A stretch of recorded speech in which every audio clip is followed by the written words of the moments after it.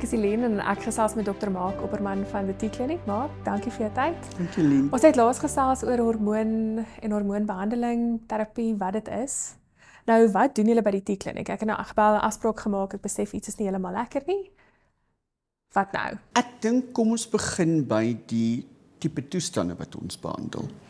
Meeste mense dink hormone en dan gaan hulle onmiddellik menopouse en erektiele disfunksie ensovoorts.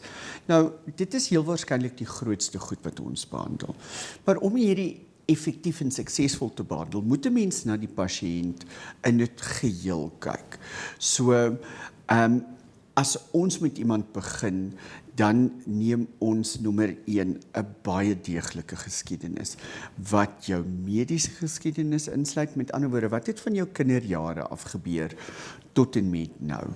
En dan kyk ons na medikasie, watse medikasie gebruik jy, wat is die onderliggende kwale wat jy moontlik mag hê, soos hipertensie, diabetes, cholesterol wat verhoog is, skildklierprobleme, gewigstoename ensovoorts. Baie deeglike familiegeskiedenis. As ek klaar is met jou, dan weet ek waar ons ouma en oupa en sis boeties en sissies almal dood. Want dit gee vir ons insaag in moontlike goed waarna ons moet kyk.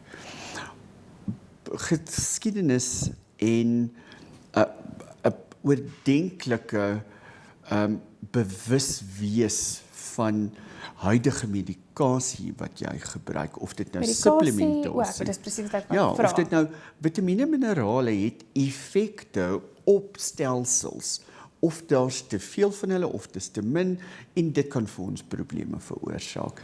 En dit is waar ons begin. Dit vorm omtrent die grootste deel van my ondersoek of my geskiedenis neem van die pasiënt. En is dit so 'n uur afspraak of moet ek hele dag uit vir dit? Nee. So, eerste konsultasie is gewoonlik so 45 minute tot 'n uur, afhangende van hoe kompleks die pasiënt is. En dan gaan ons oor na die simptome waarmee die pasiënt presenteer. Wat presies voel hulle? So dis eers geskiedenis en dan kyk ons na waarom is hulle hier, wat voel hulle op hierdie stadium. Na hierdie stuur ons gewoonlik die pasiënte om bloedtoetse te gaan doen. So die bloedtoetse is baie gerig. Ek het daai probleem, okay, kom ons gaan kyk daarna. Is dit onder beheer met die medikasie of die intervensies wat jy besig is om te doen? Tel ons ietsie anders op waarvan jy nie bewus is nie, en ons tel baie kere op dat pasiënte onderaktiewe skildkliere het, dat hulle metaboliese funksie begin versteur, en hier kyk ons na verhoogde cholesterol, glikosemetabolisme, ensovoorts. Dan, wanneer ons die pasiënt terugbring, begin die groot werk. Nou pak ons die biochemie uit en ons sê, dit beteken dit en dit beteken dit. Dit het 'n verhouding, dis hoe dit mekaar beïnvloed. En dan kan ek sê, goed, ek het nou my biochemie en ek het my geskiedenis, praat die twee met mekaar en bevestig hulle waarmee die pasiënt besig is om te presenteer. Ek sê vir altyd vir my pasiënte, ons weet waar ons wil wees, maar as ons nie weet waar ons is nie, kan ons nie die roete beplan om by ons eindbestemming uit te kom nie. So mens moet 'n diagnose maak. Mens kan nie net simptomaties behandel nie, en ek dink hier's waar ons baie keer verkeerd gaan. En dan bespreek ons die verskillende meganismes wat ons het. Is dit lewenstylveranderinge? Is dit medikasie? Is dit supplementasie? Is dit 'n kombinasie daarvan? En nou kan ons vir die pasiënt sê, okay, hierdie is wat ons moet doen, wat is ons opsies? Ek kan verskillende preparate gebruik, ek kan dit op verskillende maniere doen, en dan moet ons gaan en ons moet gaan gesels oor, wat is die voordele van hierdie tipe behandeling? Wat is die neeweffekte sou ek hierdie behandeling doen? Wat is die konsekwensies as ek byvoorbeeld nie iets sou doen nie?